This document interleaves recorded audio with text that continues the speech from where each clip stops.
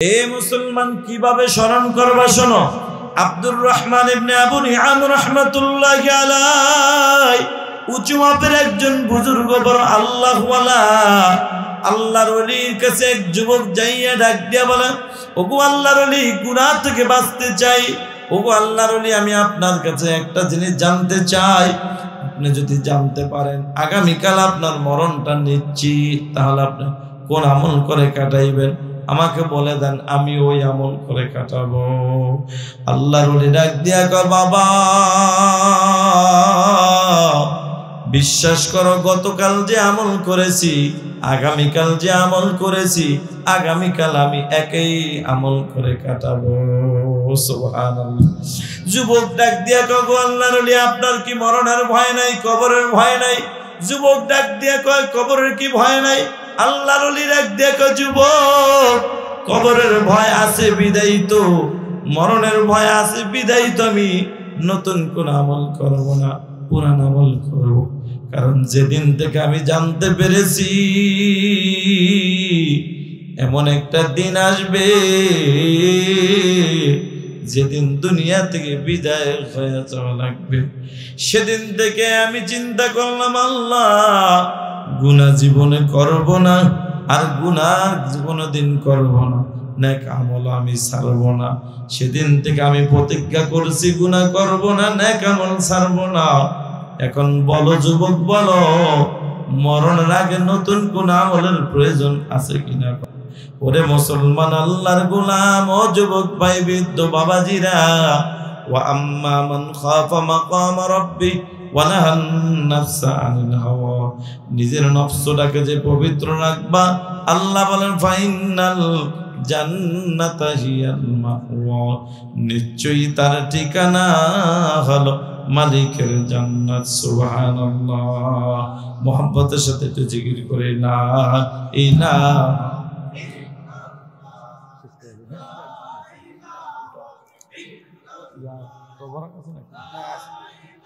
আমি দোয়া করে দিই, তখন আপনাদের মত দিয়ে দিন। পূর্ববাসী কিছু লোকজন আছে, তাদের জন্য একটু দোয়া করি। লা ইলাহা ইল্লাল্লাহু মুহাম্মাদুর রাসূলুল্লাহ সাল্লাল্লাহু আলাইহি ওয়াসাল্লাম। আলহামদুলিল্লাহ ভাই, অসুস্থ শরীর নিয়ে, ভাঙ্গা গলা নিয়ে যতটুকু কথা বললাম, আমার খুব কষ্ট হয়েছে। তো আপনারা এত ধৈর্য ধরে কত সুন্দরভাবে বসে আছেন, আল্লাহ তাআলা আপনাদেরকে এর উত্তম জাযা দান করুক, আমিন। এই যে বসেছেন, ওয়াজ যতটুকুই করেছি বুঝছেন কিনা জানি না, তবে এই যে শুধু বসার আমলটাই ধরে নেই, এই যে হযরত উলামা ইকরামদের মাঝে এই মজলিসে বসতে পেরেছেন, সময়টা দিয়েছেন, আমি দোয়া করি আল্লাহ তাআলা এই বসাটাই যেন আল্লাহ একটা নাজাতের উসিলা বানায় দেয়, আমিন। সবাইকে আল্লাহ জান্নাতের মেহমান বানায় দেয়, আমিন। জমিন আর আসমানের নিচে, জমিনের উপরে জায়গা নাই। নারে তাকবীর। এবার আল্লাহর নবী ডাক দিয়ে, জিবরাইল রে, আমার তো একটু দেখতে মন চায়। জিবরাইল আমিন ডাক দিয়ে, নবীজি আপনি তো এমন একজন নবী দাবি করেছেন যাকে সৃষ্টি না করলে আসমান, জমিন, গ্রহ, নক্ষত্র, সৌরজগৎ, নবমণ্ডল, ভূমণ্ডল, আদম, হাওয়া, গন্ধম, জান্নাত, জাহান্নাম আল্লাহ কিছুই বানাইতেন না, এমনকি আমি জিবরাইল আমিনকেও বানাইতেন না।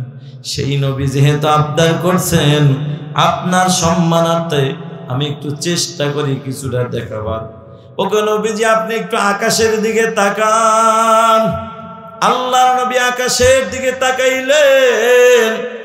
আকাশের দিকে তাকাবার পর আবার যখন নিচে তাকাইলেন, জিবরাইল আমিন ডাক দিয়া কয়, ইয়া রাসূলুল্লাহ আপনি কি দেখেছেন? কয় না না। আকাশের মধ্যে কি কিছু দেখেন না? নবীজি কয়, হা হা, আকাশের মধ্যে দেখেছি একটা সামিয়ানার মতো দেখা যায়, যে সামিয়ানাটা পুরা আকাশটা জুড়ে ফেলেছে। জিবরাইল আলাইহিস সালাতু ওয়াস সালাম ডাক দেখো, নবীজি ওই যে পুরা আকাশটা সামিয়ানার মতো পুরা আকাশটা ঢেকে ফেলেছে, এটা পৃথিবীর কোন সামিয়ানা নয়, এটা হলো মহান আল্লাহ আমাকে 600 ডানা দিয়েছেন, এই 600 ডানার মাত্র একটা ডানা আমি মেলে দিয়েছি, একটা ডানা মেলে দিয়েছি। তাই যদি পুরো আকাশটা জুড়ে যায়, তাহলে নবী আপনি বলেন আমি জিবরাইল আমিন বাকি আরো তো 599টা ডানা আছে, এগুলা আমি কোথায় বলবো? আল্লাহর নবী বলেন জিবরাইল বুইজা ফেলাইছি। এরে ভাই আল্লাহর গোলাম, এই জিবরাইল আলাইহিস সালাতু ওয়াস সালাম জান্নাতে ঢুকবেন। জিবরাইল আলাইহিস সালামের বিশাল দেহের কথা শুনলাম, কিন্তু জিবরাইল আলাইহিস সালাম এই যে 600 ডানা আল্লাহ দান করলেন, এই 600 ডানা দিয়া কত দ্রুত গতিতে চলে এটা একটু শুনবেন কি না? কত দ্রুত গতিতে শুনে দেখেন চলে। হযরত ইব্রাহিম আলাইহিস সালাতু ওয়াস সালাম ইসমাঈল আলাইহিস সালাতু ওয়াস সালামকে যখন কুরবানি করার জন্য, জবাই করার জন্য মিনার ময়দানে নিয়ে যায়, ইব্রাহিম আলাইহিস সালাম আল্লাহর জন্য যখন ছেলেকে শোয়ায়া ছুরিটা যখন লাগাইবেন শোয়ায়া দিছেন, এমন সময় মালিক ডাক দিয়া কয় জিবরাইল রে যা যা, কোথায় আছো? যাও যাও, তাড়াতাড়ি জান্নাত থেকে একটা দুম্বা নিয়া ইসমাইলকে সরায়া দিয়া জান্নাতি দুম্বাটা পয়গম্বর ইব্রাহিমের শরীরের নিচে শোয়ায়া দাও। আল্লাহর অর্ডার হইতে দেরি, জিবরাইল জান্নাতের দুম্বাই না, সেকেন্ডের ব্যাপার, দুম্বাই না, ইসমাইল আলাইহিস সালামকে সরায়া দিতে দেরি নাই। কন্যা সুবহানাল্লাহ। এই হলো জিবরাইল আমিনের গতি, চলার গতি। আর একটু বলি, যেমন পয়গম্বর ইউসুফ আলাইহিস সালাতু ওয়াস সালামকে যখন আপন ভাইয়েরা কূপের মধ্যে শত্রুদামি করে যখন ফেলে দিয়েছিল, আল্লাহ তখন ডাক দিয়া কয় জিবরাইল কোথায় আছো? কয় আল্লাহ সিদরাতুল মুনতাহায় আছি। এরে জিবরাইল যাও যাও, আমার এই যে পয়গম্বর ইউসুফকে তার ভাইয়েরা শত্রুদামি কইরা কুয়ার মধ্যে ফেলে দিছে, পানিতে পড়ার আগেই তুমি জিবরাইল যাইয়া তোমার ডানাটা বিছায়া দাও, ইউসুফের যেন শরীরে কোনো পানি না লাগে। সুবহানাল্লাহ। আল্লাহ বলতে দেরি, জিবরাইল আলাইহিস সালাম হাজির হতে দেরি নাই, ডানা মেলে দিলেন। এই হলো সেই জিবরাইল, বিশাল দেহের অধিকারী আর বিশাল ক্ষমতাওয়ালা। আল্লাহ তাআলা বলেন এই জিবরাইল আলাইহিস সালামকে আল্লাহ 600 পাখা ডানা দান করলেন। এই জিবরাইল আলাইহিস সালাম বলে আল্লাহ তুমি মুমিন বান্দাদেরকে যেই জান্নাত দান করবা ওয়াদা করেছিলা, ওই জান্নাতটা আমি জিবরাইল একটু ঘুরে দেখতে চাই। সুবহানাল্লাহ। আল্লাহ ডাক দেখায় জিবরাইল রে যাও, সময় দিলাম, অনুমতি প্রদান করলাম। জিবরাইল আলাইহিস সালাম এবার জান্নাতে প্রবেশ করলেন। ঘুরতে ঘুরতে ঘুরতে ঘুরতে বন্ধুরে 1 বছর 2 বছর নয়, 1000 বছর নয়, একটানা 70,000 বছর পর্যন্ত জিবরাইল আমিন 600 পাখা দিয়া ডানা দিয়া উড়ে উড়ে উড়ে উড়ে জান্নাতটা ঘুরতে ঘুরতে শেষ পর্যন্ত মাত্র 2টা পিলার খুঁজে পেয়েছে। সুবহানাল্লাহ। এই 70,000 বছর ঘুরা মাত্র 2টা পিলার পাইছে, পিলার, বাকিটা পায় নাই। এত বড় জান্নাত আপনার জন্য আমার জন্য রেখে দিয়েছেন মালিক। সুবহানাল্লাহ। তবে বন্ধুরা আমার, এই মালিক জান্নাত সবাইকে দিবেন না। এত বড় যে বিশাল জান্নাত, এটা মানুষের চামড়া দেখে দিবেন না, আপনার আমার শরীরের পোশাক দেখে কিন্তু দিবেন না। জান্নাতটা কাদেরকে দিবেন? জান্নাতটা তো আল্লাহ এই শরীরের উপরের চামড়া দেখে দিবেন। আল্লাহ জান্নাত দিবেন আপনার ভিতরে, শরীরের মধ্যে একটা গোস্তের টুকরা আছে, গোস্তের টুকরাটার নাম হলো কলব। আল্লাহ তাআলা এই কলবের দিকে তাকায়া থাকে। এই আত্মাটা যারা ভালো হয়ে যাবে, এই কলবটা যার পরিষ্কার থাকবে, পুরা মানুষটাই ভালো মানুষে পরিণত হয়ে যাবে। আর এই মানুষটার জন্যই হলো আল্লাহর জান্নাত। সুবহানাল্লাহ। এই কলব যদি সুস্থ হয়ে যায়, তাহলে এই মানুষটার কাছে দেখবেন মাহে রমজান মাস আসতেছে, রোজা ভালো লাগবে, তারাবি ভালো লাগবে, সাহারি ভালো লাগবে, ইফতার নিজে করবে ভালো লাগবে, অন্য কেউ করাতেও ভালো লাগবে, ঠিক কি? এখন কথা হলো এই আত্মাটাকে পবিত্র ভালো একটা আত্মা দরকার। এই আত্মা যদি অসুস্থ হয়ে যায় তাহলে অসুস্থ আত্মা দেয়। যেমন নাকি বাবাজিরা আমার এই আপনার ভিতরে কলব নামক যেই জায়গাটা আছে, যেই আত্মাটা আছে, এই আত্মাটা যদি সুস্থ থাকে তাহলে দেখবেন আপনি যদি বিছানার মধ্যে পড়ে থাকেন অসুস্থ, আপনার মন চাই ভাল্লা গো অসুস্থ বানাইছে, এই জন্য মসজিদে যাইতে পারি না, ওয়াজে যাইতে পারি না, আল্লাহ গো যাইতে পারি না। আল্লাহ কা বান্দারে, এই যে তোর মনের মধ্যে একটা তামান্না, তুই ওয়াজে যাইতে পারস না, আফসোস করতেছস। আর তোর মতো আরো কত কপাল পড়া আছে ওয়াজের নাম দিয়ে যায় দোকানে যায় বাদাম খায়, তখন ঠিক কিনা? চার দোকানে বৈশা রয়েছে, হাতে 10 টাকার বাদাম কিনা খালি টিভি করে ব্যস্ত কথা কন, ঠিক কিনা? ও যাইতে পারে না, তুই যাইতে পারস না, অসুস্থতার কারণে আফসোস করো। যারে বান্দা যা, আমি আল্লাহ চামড়া দেখে বিচার করি না, আমি আল্লাহ তোর কলব দেখে বিচার করি। তোর কলব যেহেতু চায়, মন যেহেতু চায়, আমি আল্লাহ ওয়াজ শোনার সব তোর আমার নামে ঘরে শুয়েই আমি আল্লাহ দান করে দিলাম। মালিক তো এমন দয়ার একজন মালিক আমরা পেয়েছিলাম ভাইয়ারা আমার। এবার আসেন বাবাজিরা আমার, আর এই কলব যদি পরিষ্কার না থাকে, কলব যদি অসুস্থ থাকে, তাহলে আপনার দেহটা যদি সুস্থ থাকে, দুইটা জিনিস মনে রাখবেন। ভিতরের কলব যদি অসুস্থ থাকে আর শরীরের এই শরীরটাই দেহটা যদি সুস্থ থাকে, দেখবেন নামাজ তো পড়বেন দূরের কথা, নামাজ চলতেছে, মসজিদের সামনে দিয়ে হাইটা যাইতেছেন, আপনার মতো কপাল পড়ার একবারও মন চাইব না মসজিদে একটু ঢুকি, কথা কোন ঠিক কিনা? কারণ আপনার ভিতর তো অসুস্থ, কলব যেটা আপনাকে চালায় ওটা তো অসুস্থ।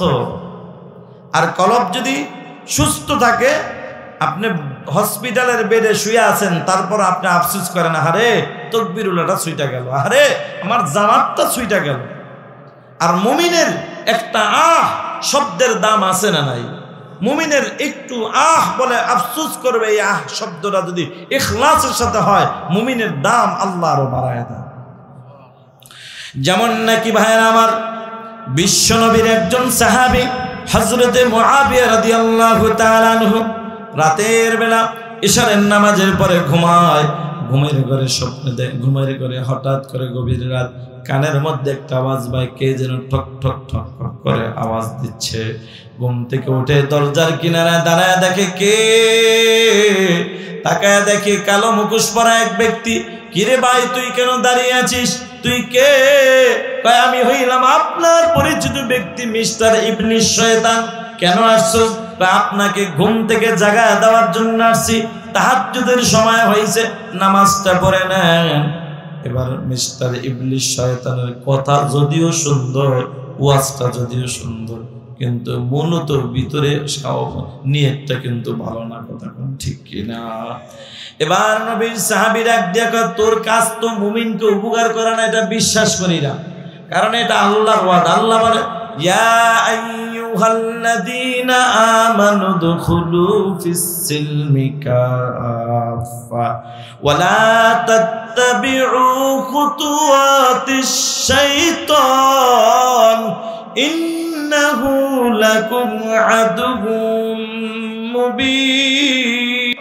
আল্লাহ বলে, ঈমানদার পরিপূর্ণভাবে ইসলামের মধ্যে প্রবেশ করো, খবরদার শয়তানের পথ অনুসরণ করিও না, নিশ্চয়ই শয়তান হলো মুমিনের প্রকাশ্য দুশমন। কথাটা কার?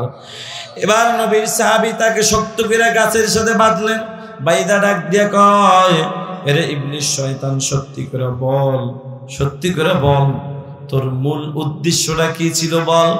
ইবলিস শয়তান ডাক দিয়ে কয়, নবীর সাহাবী, আমার যেহেতু গাছের সাথে বাইদাই ফলাইছেন, না বলে আর উপায় নাই। গতকালের আগের রাত্রে আমি একটু আপনাকে মাথাটা বানায়া আরামের ঘুম পাড়ায় দিয়েছিলাম, যার কারণে ফজরের না আপনার তাহাজ্জুদ নামাজটা আপনার ছুটে গেছে, আপনি সহ্য করতে পারেন না। ঘুম থেকে ওইটা আপনি আর দেরি করেন না, চোখের পানি ফালায়া কাঁদছেন আর আফসোস করছেন, হায় রে এতটা বছর পর হঠাৎ করে আমার তাহাজ্জুদ নামাজটা ছুইটা গেল। আপনার চোখের পানি আর আফসোসের বিনিময় আমার আল্লাহ নামাজ পড়া যতটুকু সওয়াব পাইতেন তার ডাবল সওয়াব আল্লাহ আপনার আফসোসের বিনিময়ে দান করেছে। এজন্য আমি ইবলিস শয়তান চিন্তা করলাম, সিঙ্গেল আছে সিঙ্গেল থাক, ডাবল সওয়াবের দরকার নাই, এটা আমার সহ্য হইব না। এজন্য ভাইয়ারা আমার, মুমিন বান্দাদের প্রকাশ্য দুশমন হলো ইবলিস শয়তান, ঠিক কি না? এই কথা কয় কে? ভাইয়ারা আমার, এ নবীর উম্মত, যে কথা আমি বলতেছিলাম, আল্লাহ তৈরি জান্নাত কাকে দিবেন? এই মালিক আত্মাটাকে পবিত্র নিয়ে মালিকের সামনে যিনি হাজির হবে তাকেই দিবেন আল্লাহ জান্নাত, ঠিক কিনা? এখন এই কলব যদি, আত্মাটা যদি রোগা হয়ে যায়, অসুস্থ হয়ে যায়, তাইলে কিন্তু আপনার ভিতরে দেখবেন, যেমন শরীরের একটা রোগ, শরীরের ভিতরে যদি একটা শান্তি না থাকে, ভিতরে যদি অশান্তি থাকে, উপরে কোনো কিছু ভালো লাগবে না, কথা কোন ঠিক কি? কোনো কিচ্ছু ভালো লাগবে না। ভিতরের শান্তি তো সব শান্তি। এক আল্লাহর বান্দা অসুস্থ হইয়া হেকিমের কাছে গিয়েছে চিকিৎসা করার জন্য। ও হেকিম সাহেব, আমার অসুস্থতার জন্য একটু চিকিৎসা করেন। হেকিম সাহেব পরীক্ষা করে দেখে তার কোনো রোগ তার কাছে ধরা পড়ে না। এখন যদি বলি আমার কাছে তোমার চিকিৎসা নাই, মনে কষ্ট পাবে, আমাকেও ছোট ভাববে, দরকার নাই। হেকিম সাহেব বলে দিলেন, বাবা তুমি যদি তোমার এই শরীরের চিকিৎসা করতে চাও তাইলে একটা কাজ করবা, এই চিকিৎসা করার জন্য তোমার একটা কাজ করা লাগবে বাবা। তুমি দেখবা এই পৃথিবীর জমিনে সবচেয়ে সুখী কোনো মানুষ যদি খুঁজে পাও, ওই সুখী লোকটার একটা জামাই না দিবা, আমি এটা দিয়ে চিকিৎসা করব। আল্লাহর বান্দা এলাকায় ঘুরে ঘুরে যায়, যারাই দেখে টাকাওয়ালা, বাড়িওয়ালা, গাড়িওয়ালা, দামি পোশাকওয়ালা, এরাই যায় সালাম দিয়া জিগা, ভাইরে আপনি কি সুখী না দুঃখী? বা এ কথা কেমন, এ কথা কেন বললা? আমার একটা সুখী লোকের জামা দরকার, আমি শরীরের চিকিৎসা করব। এবার ডাক দিয়া কয়, ভাই আমার যদিও দেখো পেশা পোশাক সুন্দর, বাড়ি আছে, গাড়ি আছে, সব আছে, কিন্তু বন্ধু আমার ভিতরে বড় অশান্তি আছে। আমি 100% সুখে নাই, সুখী না, দুঃখে ভরা। আল্লাহর বান্দা নিরাশ হয়ে অন্য জায়গায় চলে গেল। সেখানেও যায় দেখে একই অবস্থা, যতজনের কাছে গেছে সবাই এক এক করে কিছুটা সুখ কিছুটা দুঃখ দুটোটা মিলাই আছে। কিন্তু এক আল্লাহর বান্দার কাছে যায়, আল্লাহর বান্দা জঙ্গলের কিনারায় যায় দাঁড়ায় রয়েছে।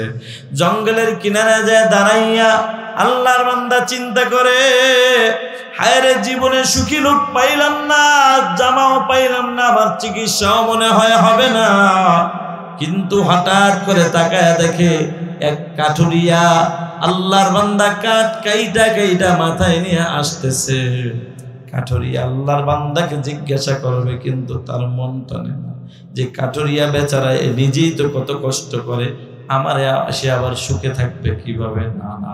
কিন্তু মুসলমান নবীর উম্মত, পৃথিবীতে এমন কিছু সুখী লোক আছে, এমন কিছু আল্লাহর পাগল আছে, যাদেরকে দেখলে মনে হয় এরা দুনিয়ার পাগল, কিন্তু মূলত কিন্তু আল্লাহর পাগল, আছে না নাই?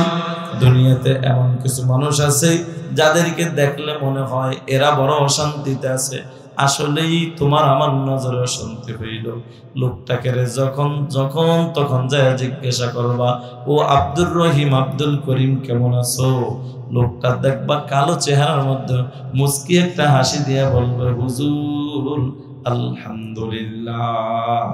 তা কিয়ামত গরবা গুয়াম জি কালাম, সদর কিয়ামত বগজর দিনা তামাম, শুকর নিয়ামত নিয়ামত তাফুজু কুনাদ, কুফর নিয়ামত আযকাবত বিরুকুনা।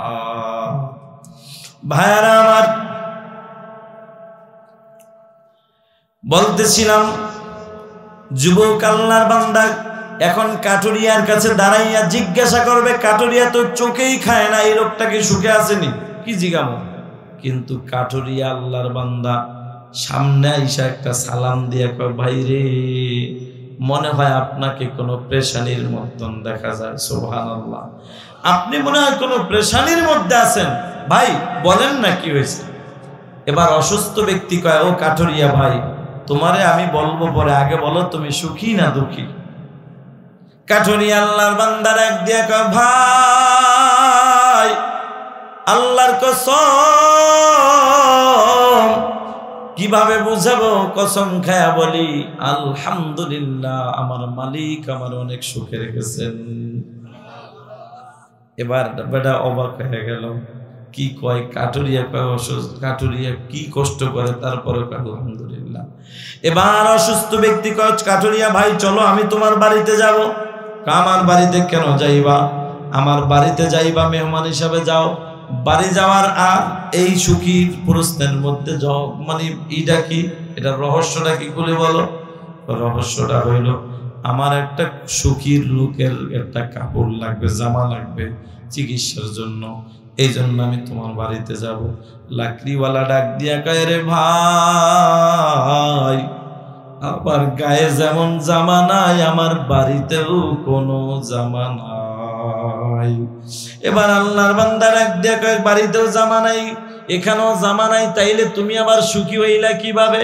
আল্লাহর বান্দা ডাক দিয়া কয়, ভাই মানুষের সুখ আর দুঃখ তো পোশাক দিয়া মাপা যায় না। অনেক আল্লাহর বান্দা বড় দামি দামি দামি দামি পোশাক পরে, দামি দামি সেন্ট মাইকা চলে, কিন্তু খবর নিয়ে দেখো জামার ভিতরে শরীরের মধ্যে অসুস্থ, এর ভিতরেও দেখবা অশান্তি। শান্তি কি জিনিস এই বান্দার মধ্যে নাই, আছে না? তাইলে পোশাক দিয়ে শান্তি হয় না। এই ঘটনাটা কেন বললাম? আল্লাহ আপনাকে আমাকে এই চামড়ার চেহারা দেখে, চামড়া দেখে কিন্তু আল্লাহ তাআলা জান্নাত দিবে না। জান্নাত দিবেন মুমিনের কলবের দিকে তাকাইয়া, আল্লাহ বিচার করবেন। সুবহান। এবার আসেন বাবাজিরা আমার, ওয়া আম্মা মান খাফা মাকাম রাব্বি, আমি রবের সামনে দাঁড়ানোর ভয় নিয়া, ওয়া নাহান নাফসা আনিল হাওয়া, নিজের নফসটাকে যে পবিত্র রাখবা, আত্মাটাকে যে পবিত্র রাখবা, মানে গুনাহ মুক্ত রাখবা। আল্লাহ বলেন, ফা ইন্নাল জান্নাতা হিয়াল মাওয়া, আল্লাহ বলেন নিশ্চয়ই তার ঠিকানা হলো মালিকের জান্নাত। কাকে জান্নাত দিবেন বাবা? জান্নাত তো তাকে দিবেন যে বান্দা আত্মাটাকে পবিত্র নিয়ে মালিকের সামনে হাজির হবে। এখন ভালো একটা আত্মা, পবিত্র বা একটা আত্মা নিয়ে মালিকের সামনে হাজির হওয়ার জন্য দুইটা মেডিসিন লাগবে বাবা, দুইটা মেডিসিন। এই আত্মাটাকে পবিত্র বানানোর জন্য মেডিসিন লাগবে কয়টা? দুইটা। এক নম্বর মেডিসিনের নাম হইল তাকওয়া। তাকওয়া মানে আল্লাহর ভয়। আল্লাহর কসম, তাকওয়া নামক মেডিসিন যদি ঢুকে যায়, ওই বান্দার দ্বারা কোনোদিন গুনাহ করা সম্ভব হবে না। আর একটা হলো আল্লাহর ভালোবাসা। আল্লাহর ভালোবাসা যদি অন্তরে ঢুকে যায়, ওই বান্দার দ্বারা কোনোদিন কোনো নেক আমল ছাড়া সম্ভব হবে না। কথা কোন ঠিক কিনা? এই তাকওয়া অর্জন করার মাস আসতেছে সামনে, রমজানুল মুবারক মাস। কথা কোন ঠিক কিনা? এই রমজান মাস, এর নবীর উম্মতের দল, এই রমজান মাসটা, এই রমজান মাস, এই রমজান মাসটা তাকওয়া অর্জনের মাস। এই রমজান মাসটা তাকওয়া অর্জনের মাস। আল্লাহ তাআলা এই রমজান মাসে আল্লাহ বলেন, ইয়া আইয়ুহাল্লাযীনা আমানু কুতিবা আলাইকুমুস সিয়াম কামা কুতিবা আলাল্লাযীনা মিন ক্বাবলিকুম লাআল্লাকুম তাত্তাকুন। আল্লাহ বলো, ঈমানদারেরা, তোমাদের উপর রোজাকে ফরজ করে দিয়েছি যেমনি ভাবে তোমাদের পূর্ববর্তীদের উপর ফরজ করে দিয়েছি। কেন জানো? আল্লাহ বলে লাআল্লাকুম তাত্তাকুন, যাতে করে তোমরা মুত্তাকি হতে পারো, পরহেজগার হতে পারো, আল্লাহ ওয়ালা হতে পারো। সুবহানাল্লাহ। এরে যুবক ভাই, গুনাহ করতে করতে করতে করতে তোমার আমার এই কলবটা নষ্ট হয়ে গেছে। 11টি মাস গুনাহ কইরা এই কলবটারে অপরিষ্কার বানায় ফেলাইলাম। এখন আল্লাহ তাআলা রমজান নামক একটা হসপিটাল বানাইয়া এই রমজান মাসে আল্লাহ তাআলা তোমাকে আমাকে 30টা ট্যাবলেট লিখে দিলেন। 30টা ট্যাবলেট বানাইয়া আল্লাহর নবীর মাধ্যমে লিখে দিলেন, এই 30টা ট্যাবলেট তুমি ভক্ষণ করো। এই 30টা ট্যাবলেট কখনো কখনো আল্লাহ যদি মনে করেন 29টা ট্যাবলেট, এই 30টা ট্যাবলেট যদি তুমি সুন্দরভাবে যদি নিয়ম অনুযায়ী রাসূলের তরিকা অনুযায়ী যদি সেবন করতে পারো, রমজানের হসপিটালের ভর্তি হইয়া যদি 30টা ট্যাবলেট রমজান নামক রোজা নামক 30টা ট্যাবলেট যদি সেবন করতে পারো, তারাবির নামাজটাও যদি পড়তে পারো, তাহলে অটোমেটিক আল্লাহ তাআলা ডাক দিয়া কয় বান্দারে তোর এই কলবটা যে অসুস্থ হয়ে গেছে, অসুস্থ কলবটারে আমি আল্লাহ পরিপূর্ণ সুস্থ বানায়া দিব। এই জন্য যুবক ভাইয়েরা, বৃদ্ধ বাবাজিরা, রমজান মাস, এখানে মা বোনদের ব্যাপারে একখানা হাদিস আছে। নবীজি বলেন ক্বালা রাসূলুল্লাহ সাল্লাল্লাহু আলাইহি ওয়াসাল্লাম, মা বোনদের প্যান্ডেল হইছে নাকি কোন আম্মা জানদের ব্যাপারে বলে আল্লাহর নবী বলে ক্বালা রাসূলুল্লাহ সাল্লাল্লাহু আলাইহি ওয়াসাল্লাম আল মারআতু ইযা সাল্লাত খামসাহা ওয়া সামাত শাহরাহা ওয়া হাসানাত ফারজাহা ওয়া আতাআত বা'লাহা দাখালাত মিন আই আবওয়াবিল জান্নাতি শাআত আও কামা ক্বালা an-নবী আলাইহিস সালাতু ওয়াস সালাম।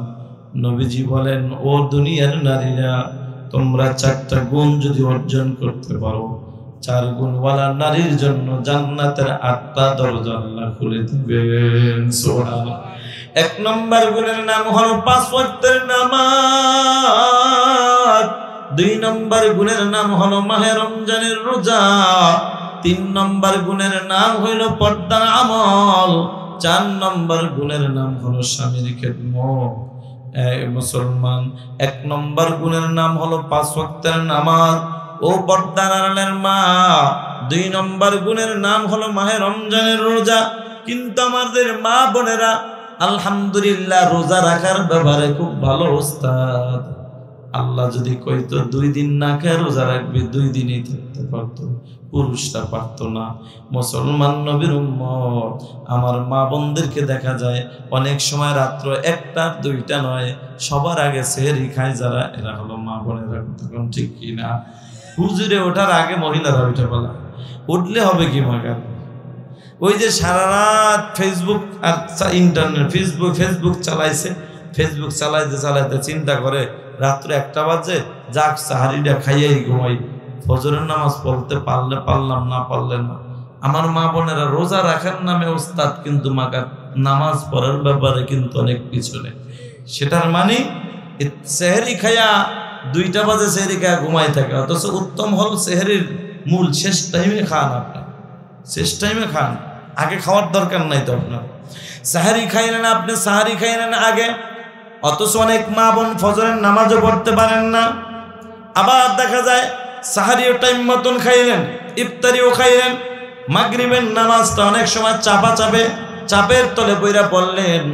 যেমন শাশুড়ি আম্মায় হয়তো একটা ধাক্কা মারছে, এজন্য পড়ছেন, না হয় নিজের মা ধাক্কা মারছে, মারে তুই নামাজ পড়লি না, পড়। কিন্তু এই যে নামাজটা বইরা রিমোট একটা হাতে নিয়ে টিভি নিয়ে বসছেন, তারাবির নামাজের খবর নাই। আছে না নাই?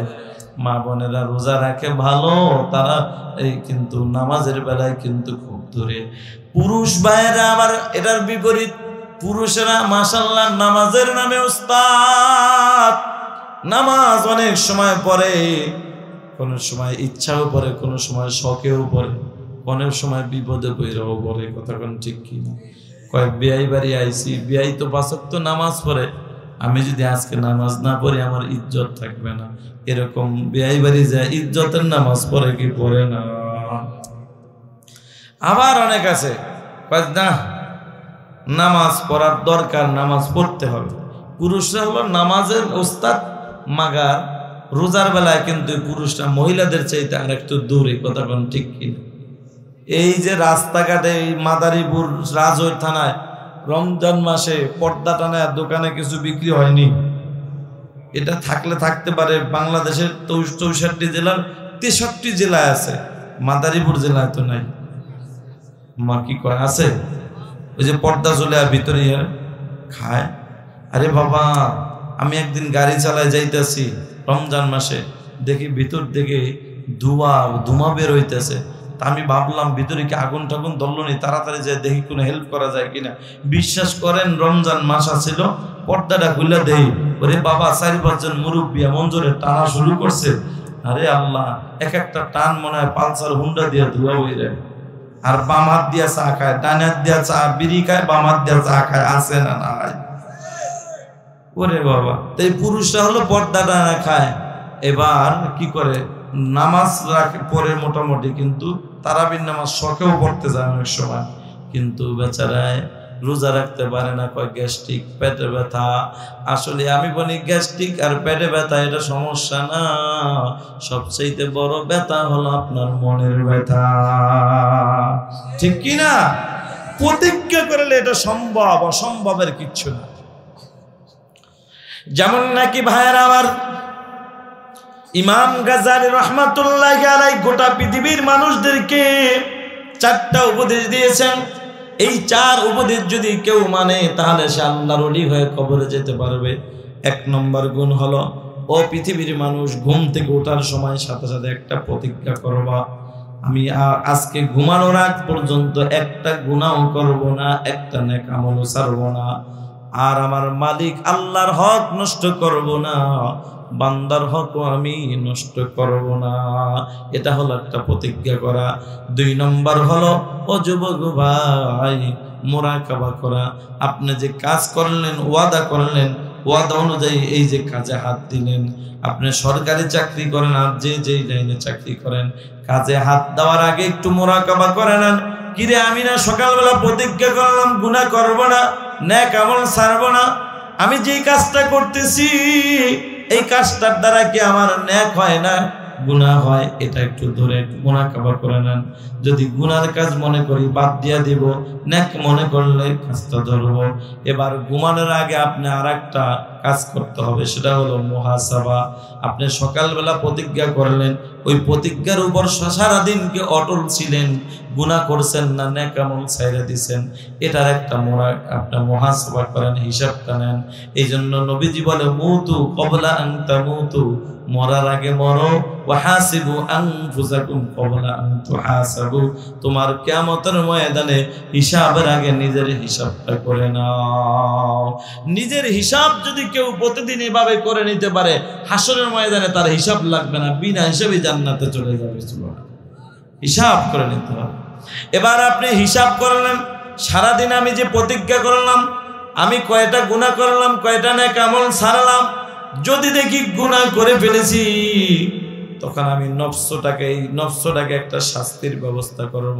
এরে নফস, তুই ঘুমাইতে পারবি না, তোর কাজ হলো এখন উজুটা বানাইয়া 8 রাকাত নফল নামাজের নিয়ত করে দাঁড়ায় যা। এই নফস, তুই কোরআন তেলাওয়াত করার জন্য বসে যা, জিকিরের জন্য বসে যা। এটা হলো নফসের শাস্তি। 1 দিন, 2 দিন, 3 দিন, 4 দিন যদি শাস্তি দেন, দেখবেন অটোমেটিক আপনার দিল পরিবর্তন হবে, আপনি তাকওয়াওয়ালা হইয়া, আল্লাহওয়ালা হইয়া কবরে যাইতে পারবেন, ঠিক কিনা? এরে যুবক ভাই, ভালো করে শুনে নাও, এ কলিজার টুকরা যুবক, এই তাকওয়া অর্জন কইরা আত্মাটাকে পবিত্র নিয়ে মালিকের সামনে হাজির হও, মালিক জান্নাত দিবে। এখন আত্মাটাকে পবিত্র বানানোর জন্য 2টা মেডিসিন লাগবে। 1 নম্বর মেডিসিনের নাম হলো তাকওয়া, 2 নম্বর মেডিসিনের নাম হলো আল্লাহর ভালোবাসা। এই তাকওয়া অর্জন করার জন্য কি করবা জানো?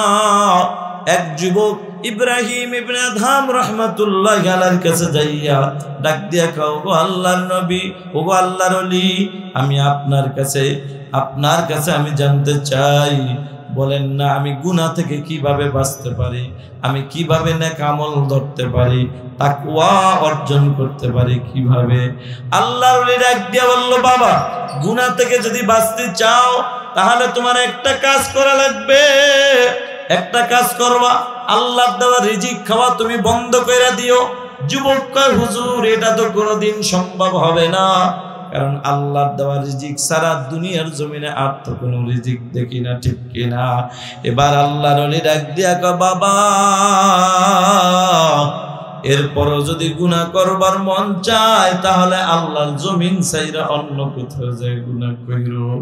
যুবক চোখের পানি ফেলায় কাঁদে কাঁদে আর ডেকে বলে হুজুর আল্লাহর দেওয়া রিজিক খায় না খাইয়া মানুষ একদিন 2 দিন 3 দিন ইচ্ছা করলে থাকতে পারে, কিন্তু আল্লাহর জমিন ছাইরা তো একটা সেকেন্ডও থাকতে পারবে না, ঠিক কিনা?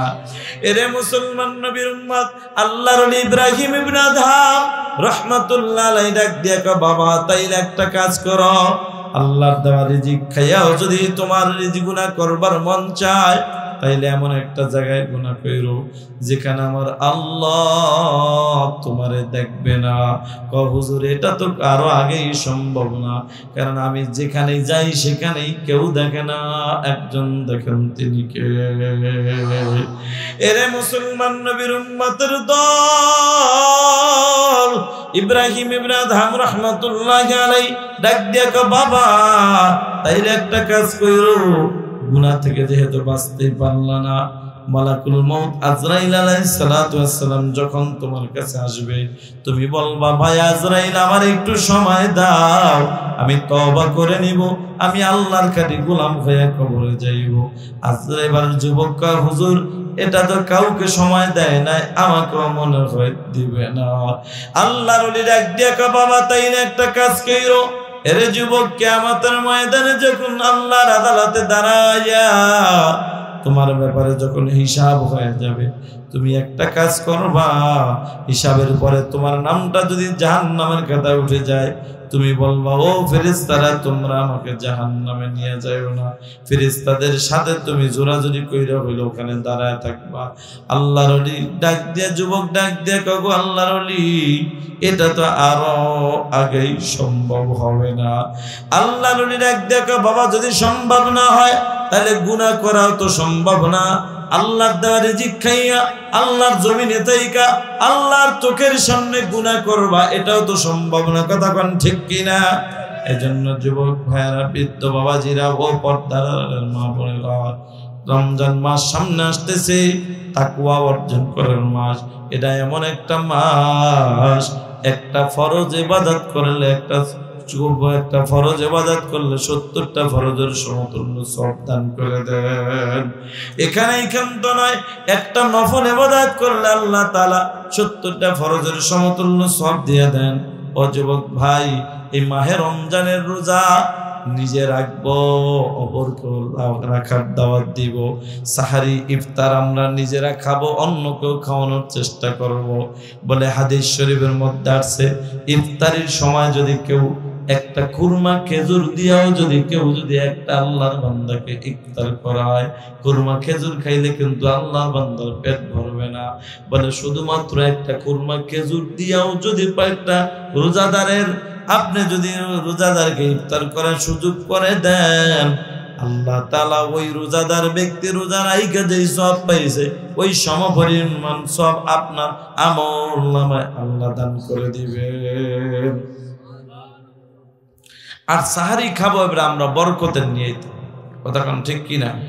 সুন্নাতের নিয়তে সাহারি খাও, সুন্নাত হিসেবে খাবো, বরকতের নিয়তে খাবো। আল্লাহ কবুল করুন, আমিন।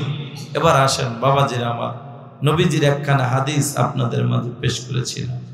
আল্লাহর নবী বলেন কুল্লু উম্মতি ইয়াদখুলুনাল জান্নাহ, আমার সমস্ত উম্মত জান্নাতি ইল্লা মান আবা, কিন্তু তারা না। সাহাবায়ে কেরাম প্রশ্ন করলো পয়গম্বর কে জান্নাতি আর কে জান্নাতি না? মায়ার নবী ডাক দিয়া কও সাহাবায়ে কেরাম যারা আমি নবীর সুন্নাত মানে, আমি নবীর আদর্শ মানে, তারাই আমি নবীকে মানে, তারাই জান্নাতের মেহমান। সুবহানাল্লাহ।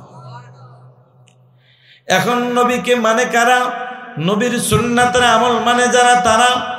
এরে নবীর উম্মতের দল, আল্লাহ নবীর সুন্নাতের আমল করা দরকার আছে না নাই?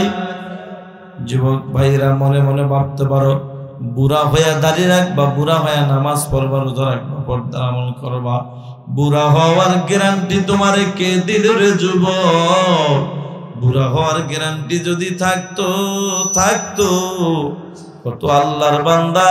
এই যে 2 দিন আগে হবিগঞ্জ জেলার মধ্যে একটা ঘটনা ঘটলো, আল্লাহর বান্দার বিবাহ রেডি হয়ে গেছে, বিবাহের জন্য অনুষ্ঠানের কার্ড বিতরণ নিজেই করেছে এবং বাইক নিয়ে ঘুরতে বের হয়েছে। আগামীকালকে বিবাহ তার। বাইকের মধ্যে বিবাহের কার্ডগুলা এখন আছে, তিনি কিছু আত্মীয় স্বজনের কাছে ঘুরা দিয়েতে গিয়েছিল।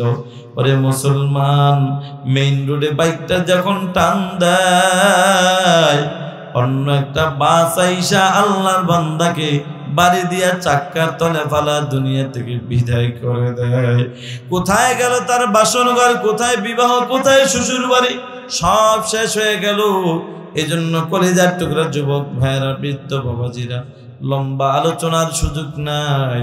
আলোচনা তো এতটুকুই, সেটা হলো যুবক রে, হায়াতের জিন্দেগিতে গুনাহ করব না, নেক আমল ছাড়ব না। নবীজি এক হাদিসের মধ্যে বলে, মুতু ক্বাবলা আন তামুতু, মরার আগে মরো। উলামায়ে কেরাম 2টা ব্যাখ্যা করেছে মরার আগে মরার 2টা ব্যাখ্যা।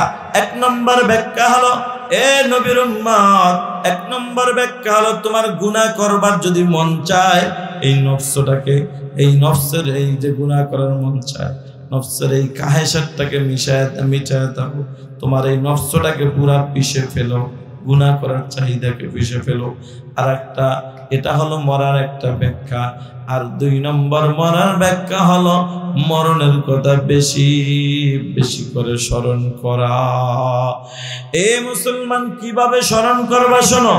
আব্দুর রহমান ইবনে আবু নিআম রাহমাতুল্লাহি আলাইহি উঁচু মাপের একজন বুজুর্গ, বড় আল্লাহওয়ালা, আল্লাহর ওলির কাছে এক যুবক যাইয়া ডাক দিয়া বলে, ওগো আল্লাহর ওলি, গুনাহ থেকে বাঁচতে চাই। ওগো আল্লাহর ওলি, আমি আপনার কাছে একটা জিনিস জানতে চাই। আপনি যদি জানতে পারেন আগামীকাল আপনার মরণটা নিশ্চিত, তাহলে আপনি কোন আমল করে কাটাইবেন আমাকে বলে দেন, আমি ওই আমল করে কাটাবো। আল্লাহর ওলি ডাক দিয়া কয়, বাবা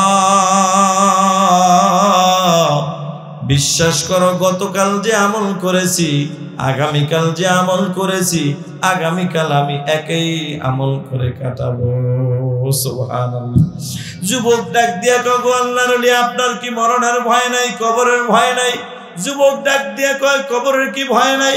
আল্লাহর ওলি ডাক দিয়া কয়, যুবক, কবরের ভয় আছে বিদায়ী তো, মরণের ভয় আছে বিদায়ী তো আমি নতুন কোন আমল করব না, পুরান আমল করব। কারণ যেদিন থেকে আমি জানতে পেরেছি এমন একটা দিন আসবে যেদিন দুনিয়া থেকে বিদায় হয়ে যাওয়া লাগবে, সেদিন থেকে আমি চিন্তা করলাম, আল্লাহ গুনাহ জীবনে করব না, আর গুনাহ কোনোদিন করব না, নেক আমল আমি ছাড়ব না। সেদিন থেকে আমি প্রতিজ্ঞা করছি, গুনাহ করব না, নেক আমল ছাড়ব না। এখন বলো যুবক, বলো, মরণের আগে নতুন কোন আমলের প্রয়োজন আছে কিনা?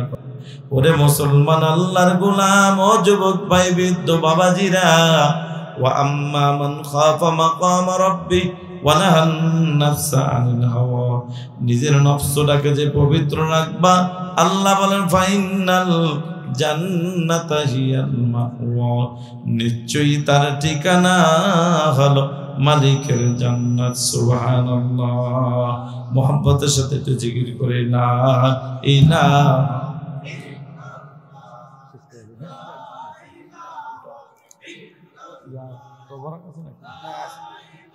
আমি দোয়া করে দিই, তখন আপনাদের মত আপনারা দিয়ে দেন। আমাদের পূর্ববাসী কিছু লোকজন আছে, তাদের জন্য একটু দোয়া করি। লা ইলাহা ইল্লাল্লাহু মুহাম্মাদুর রাসূলুল্লাহ সাল্লাল্লাহু আলাইহি ওয়াসাল্লাম। আলহামদুলিল্লাহ ভাই, অসুস্থ শরীর নিয়ে, ভাঙ্গা গলা নিয়ে যতটুকু কথা বললাম, আমার খুব কষ্ট হয়েছে। তো আপনারা এত ধৈর্য ধরে কত সুন্দরভাবে বসে আছেন, আল্লাহ তাআলা আপনাদেরকে এর উত্তম জাযা দান করুক, আমিন। এই যে বসেছেন, ওয়াজ যতটুকু করেছি বুঝছেন কিনা জানি না, তবে এই যে শুধু বসার আমলটাই ধরে নেই, এই যে হযরত উলামায়ে কিরামদের মাঝে এই মজলিসে বসতে পেরেছেন, সময়টা দিয়েছেন, আমি দোয়া করি আল্লাহ তাআলা এই বসাটাই যেন আল্লাহ একটা নাজাতের উসিলা বানায় দেয়, আমিন। সবাইকে আল্লাহ জান্নাতের মেহমান বানায় দেয়, আমিন।